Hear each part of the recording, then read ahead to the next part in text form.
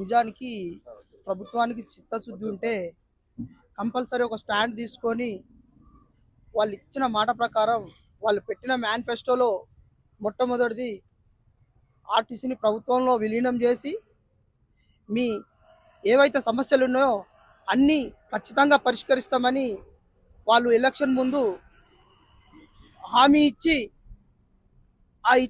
వాళ్ళు ఆ హామీ ఇవ్వడం వల్ల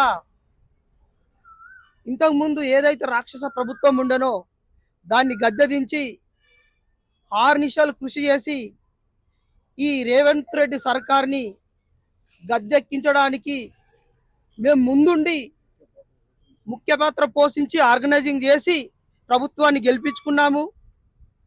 గెలిపించుకున్నాక గెలిచిన 6 నెలల్లోనే మీ ఏవైతే ఉన్నాయో డిమాండ్స్ అన్ని పరిష్కరిస్తామని చెప్పి ఇప్పటి వరకు పరిష్కరించకుండా ఇంతకుముందు ఒకసారి మేము డిమాండ్ పెట్టినప్పుడు ఆ సమయంలో మేము పెట్టిన సమయంలో పాకిస్తాన్ ఇండియా గొడవ అవుతుంది, ఆ యుద్ధం పెరిగే అవకాశం ఉంది కాబట్టి దీన్ని వాయిదా వేసుకోండి, మళ్ళీ చూద్దాం పరిష్కరించుకుందాం అని అన్నారు. అన్న తర్వాత ఇంకా 1 ఇయర్ ఆగి ఇప్పటికి 2.5 ఇయర్ అయినా కానీ వాళ్ళు ప్రతిసారి వేసే ధోరణి చేయడం వల్ల ఈసారి 1 నెల కంటే ముందే మేము సమ్మెకు వెళ్తాము అని మా మేనేజ్మెంట్కు మరియు ప్రభుత్వానికి అల్టిమేటం జారీ చేయడం జరిగింది. ప్రతిసారి 15 రోజులకు ఒకసారి 10 రోజులకు ఒకసారి చేసి లేబర్ కమిషనర్ కు లెటర్ ఇవ్వడం వల్ల ఆ లేబర్ కమిషనర్ నుంచి 3 టైమ్స్ సిట్టింగ్ చేసి అటు మేనేజ్మెంట్ కు ప్రభుత్వానికి కూడా వాళ్ళు ఇంటిమేషన్ ఇవ్వడం జరిగింది. కానీ ఆ ఇంటిమేషన్ బేఖాతరు చేసి ఎవరు అక్కడ లేబర్ కమిషనర్ కాడికి వచ్చి అటెండ్ కాలేదు, ప్రభుత్వం నుంచి కానీ మా డిపార్ట్మెంట్ నుంచి కానీ. పొన్నం ప్రభాకర్ వాళ్ళు కానీ ప్రభుత్వము ఎన్ని ప్రైవేట్ వెహికల్స్ మాట్లాడినా వాళ్ళు మాత్రం సక్సెస్ కారు. ఇప్పుడు ఆ ప్రైవేట్ వెహికల్స్ నడిపే వాళ్ళు ఎవరు అంటే నిష్ణాతులైన డ్రైవర్స్ కాదు, ట్రైనీ డ్రైవర్స్ కాదు, ఆటోలు, ట్రాక్టర్లు, క్యాబ్లు నడిపిన వాళ్ళని ఇప్పుడు ప్రజెంట్ తీసుకొని నడిపిస్తారు. కానీ నిజానికి అది కరెక్ట్ కాదు. రేపు ఏదైనా జరిగితే ప్రజలకు యాక్సిడెంట్స్ అయితే నష్టపోయేది ప్రజలు.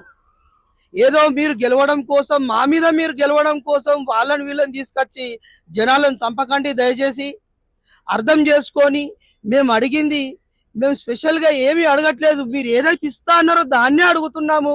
ఇంకోటి మెయిన్ ఏంటంటే నేను రిక్వెస్ట్ చేసేది ఏంటంటే ఇప్పుడు ప్రజెంట్ వచ్చే డ్రైవర్లకు కానీ కండక్టర్లకు కానీ యువత వాళ్ళ మమ్మీ డాడీకి కానీ రేపు ఫ్యూచర్ మీ పిల్లల ఫ్యూచర్ బాగుపడాలంటే మేము అడిగేది private plus out sourcing recruitment వద్దు, గవర్నమెంటే రిక్రూట్మెంట్ చేయాలి.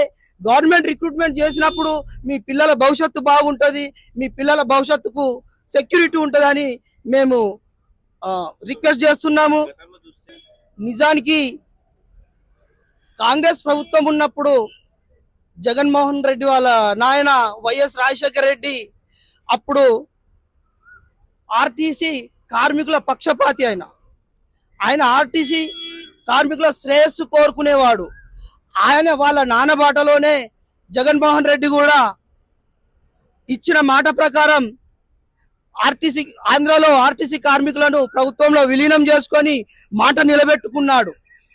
ఇక్కడ తెలంగాణ వచ్చిన తర్వాత రాజరిక పాలనలో ఆర్టీసీ కృషించి ఆర్టీసీని భ్రష్టు పట్టించిన ఘనత కేసీఆర్ కున్నది. ఆ భ్రష్టు పట్టిస్తాడని ఈయన సాకులు చెప్పి ఈ రోజు పదవులు ఎక్కిన తర్వాత ఈయన కూడా ఆయన దారిలో నడుస్తుండని మేమైతే అనుకుంటున్నాము. ఇది కరెక్ట్ ధోరణి కాదు, ఆలోచించండి. మీరు చెప్పిందే మేము అడుగుతున్నాము, స్పెషల్ గా మేము ఏం డిమాండ్స్ పెట్టట్లేదు. మొట్టమొదటిది ఆర్టీసీని ప్రభుత్వంలో విలీనం చేస్తా అన్నారు, అది చెయ్యండి. మళ్ళీ యువతకు రిక్రూట్మెంట్ ఇవ్వండి, 2 లక్షల పోస్టులు నింపుతా అన్నారు. ఇప్పుడు మా దగ్గర 20,000 పోస్టులు ఖాళీ ఉన్నాయి. ఆ 2 లక్షలకు ఈ 20,000 పెట్టండి. ఆ 2 లక్షల నుంచి 20,000 భర్తీ చేసినట్టుంటది. యువతకు భవిష్యత్తుని ఇవ్వండి అని మేము కోరుతున్నాం.